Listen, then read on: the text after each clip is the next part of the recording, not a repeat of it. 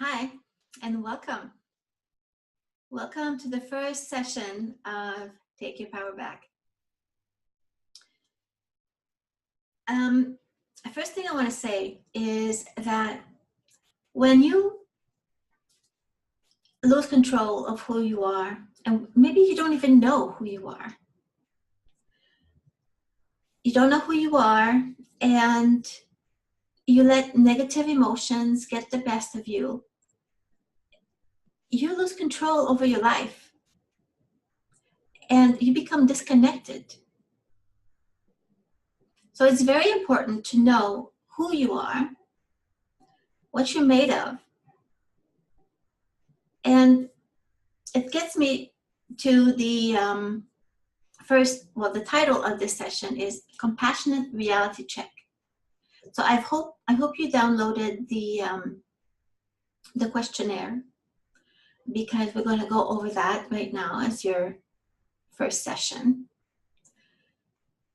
And I always tell my clients that if you don't know who you are, if you don't even know what you're thinking of most of the time and how you feel, you can't change anything. So today we're going to go over some of those things. And it's very, very important, again, that you do this homework. Maybe you want to listen to the video first and you can answer the questions later in silence, when you have time.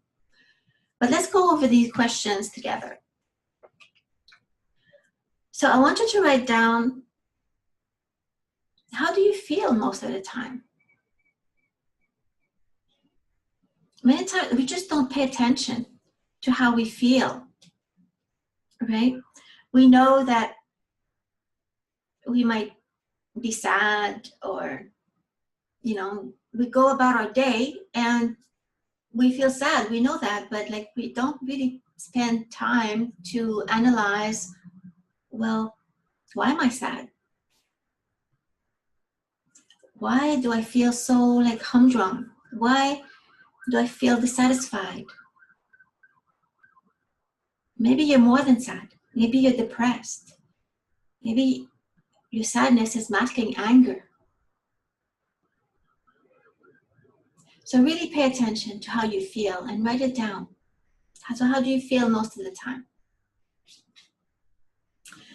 The next question is, what do I keep doing that I don't like? That's right. Many times when we don't own our power, we do things to please other people.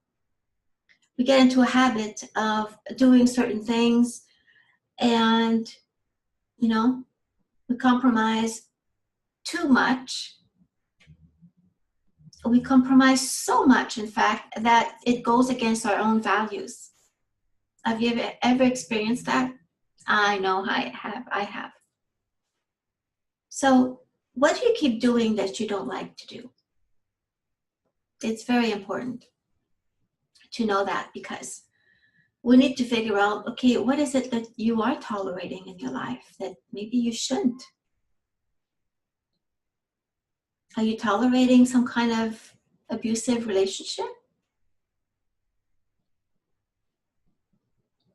Maybe it's something that you're doing to yourself. Maybe you haven't eaten healthily for a long time and you want to change that, but you keep doing it. So pay attention to what you keep doing all the time that you don't like to do. Now, number 3, which thoughts occupy your mind continually? Again, what we think about, we bring about. You probably have heard that over and over again. It's all part of this law of attraction thing that people are starting to recognize now. Your thoughts are really, truly powerful. And if you keep thinking about the same things, especially if it's something really, really negative, Well, I'm sorry, people, but you're going to just attract more of that stuff, right? Let's say you're lying in bed in the morning and you just don't want to get up because, oh my gosh, yes, it's just another day full of stress, full of blah, blah, blah. You fill in the blanks. Well, how is that taking your power? How is that living powerfully?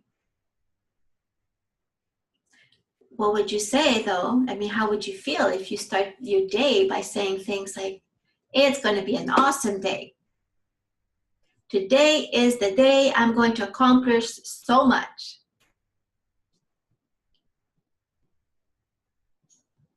Let's say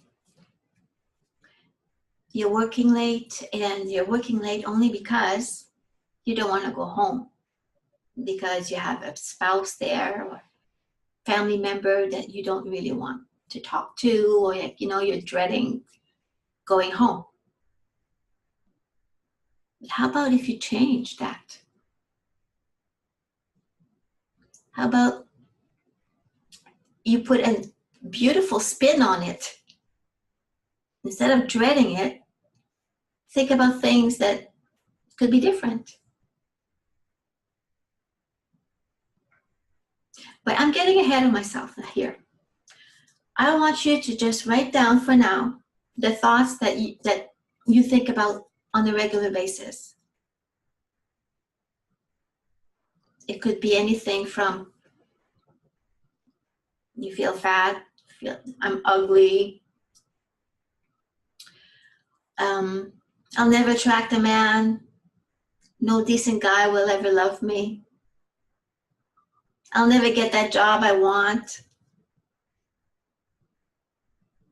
I'm not worthy of anything, I'm damaged goods.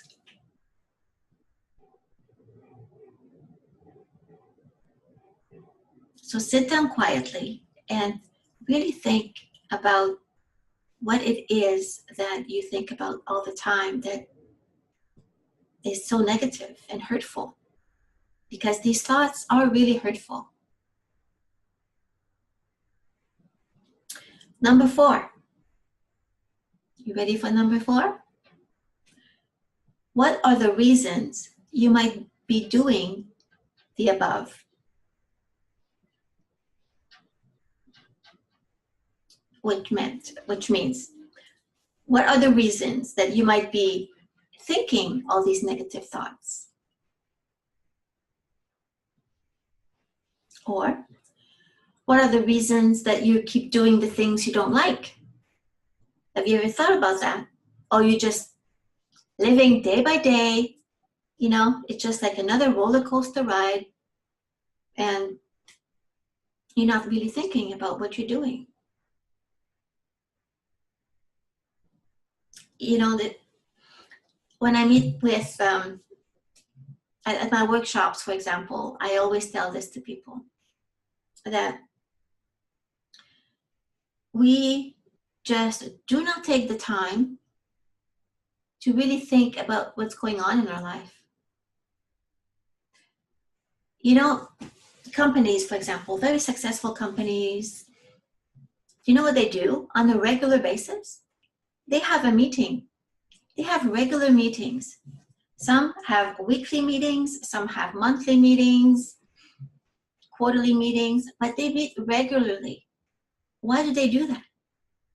Well, they have meetings with their staff and head of departments and stuff like that because they need to know where they're at, right? What they need to know, what's working and what's not working. And the things that are working, yeah, they can continue that, right?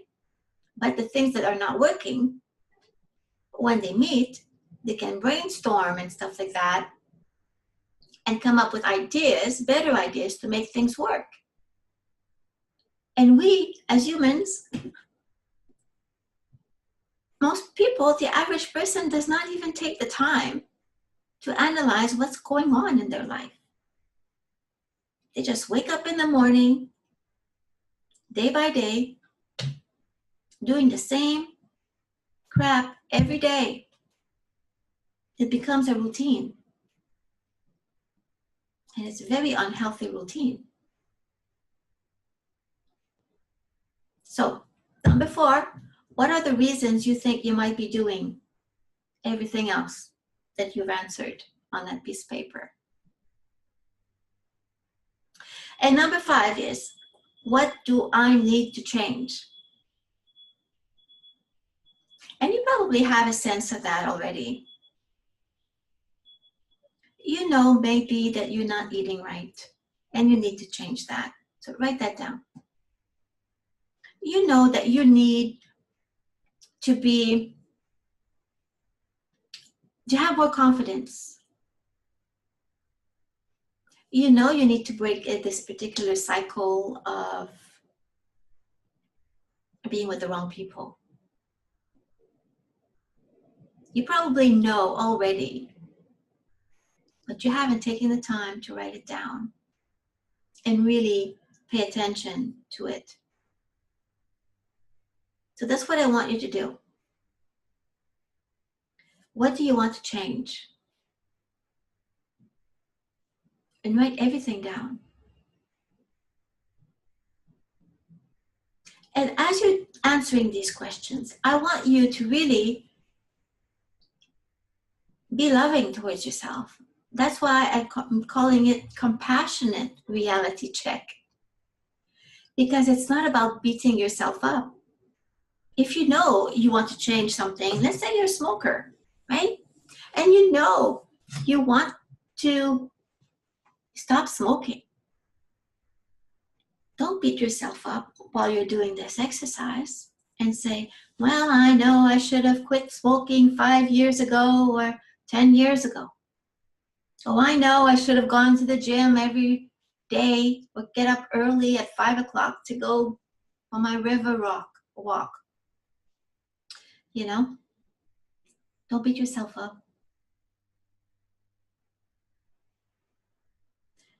The whole point of taking your power back is to accept who you are first.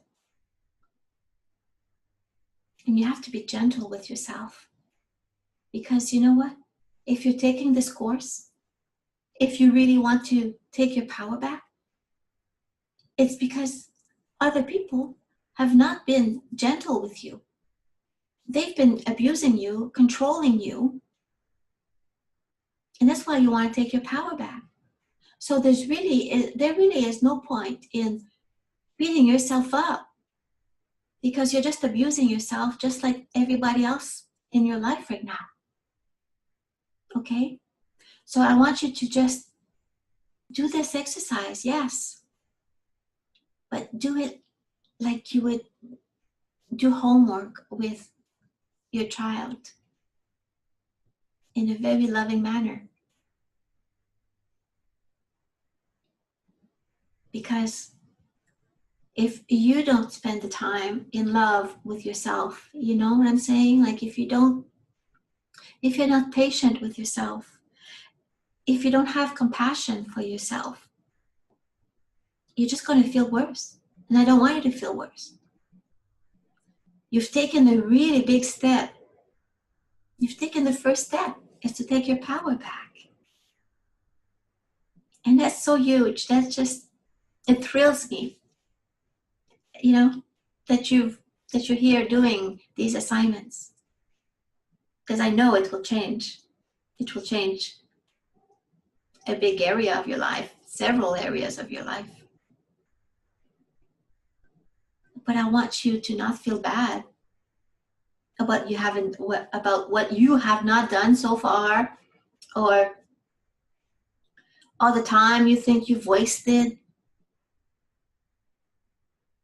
It doesn't matter. What matters is now. This is your life now, right? Like there's no point in concentrating on what has happened in the past.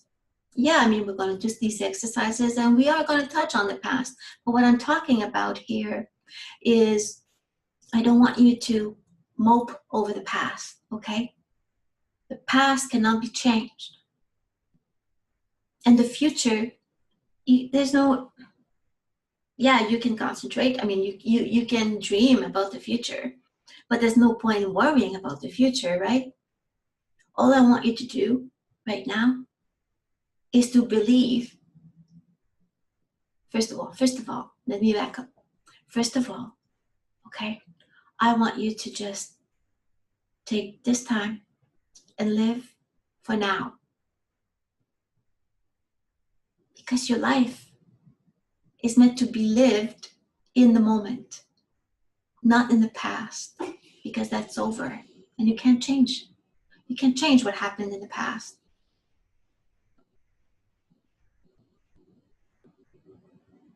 And you can have a great future,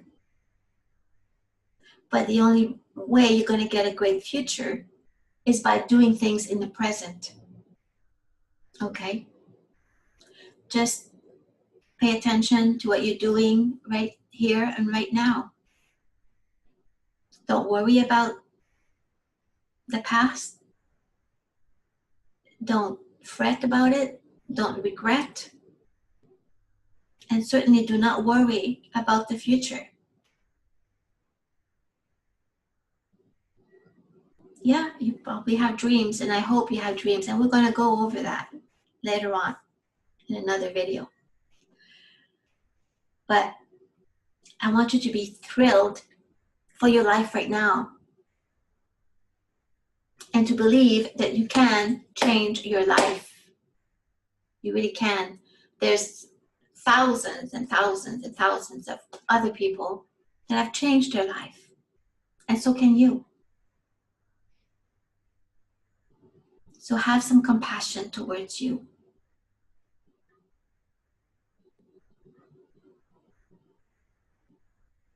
And just be graceful. You know, have some grace towards what you think you've made wrong, or what you've done wrong, pardon me, or the way you've been living, or the way you've been thinking. It doesn't matter what happened in the past. I mean, if I were to tell you the things I've done and the things I'm still doing, I'm not perfect. Nobody is perfect. Not even Oprah Winfrey. Okay?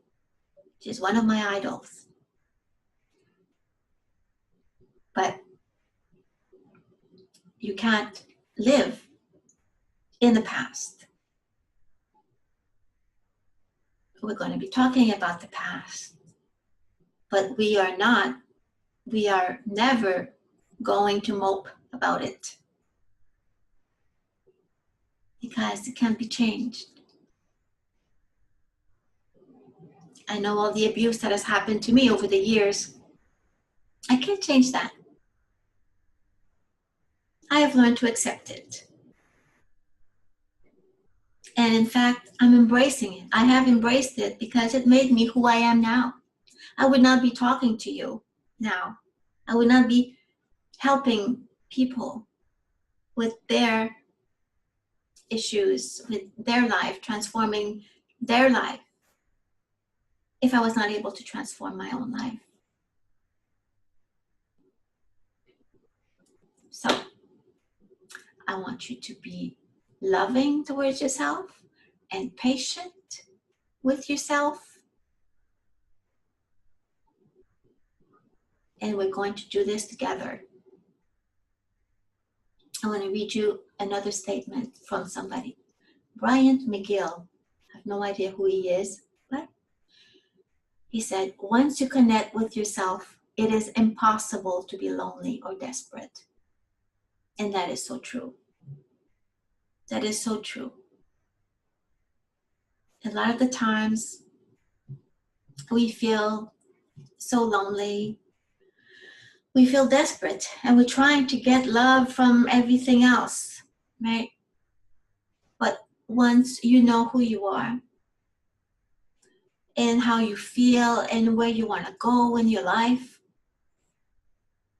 you don't need that validation from other people, because you know where you're going. and you know who the hell you are. So it doesn't matter if you're not pleasing so-and-so, because you know what? You won't please everybody. I heard something years ago and it really stuck with me. It's a lady by the name of Joyce Meyer. I remember who said it the first time I heard it anyway. She said that wherever you go, 10% of the people there won't like you. 10%. Like, it doesn't matter. Maybe they won't like your hair. Maybe they won't like your nose. But you know what? Do those people belong in your life? No, they don't. And we don't really care. We don't give a shit about those people. No.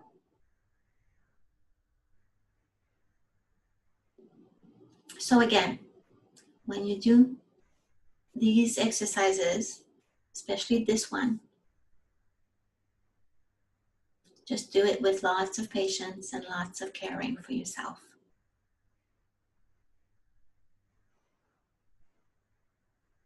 So, as always, if you have any questions or any comments or any difficulty at all, find me on Facebook, email me, and I will do everything I can to help you out. Okay? So until next time, this is Lise, and I will see you in the next video.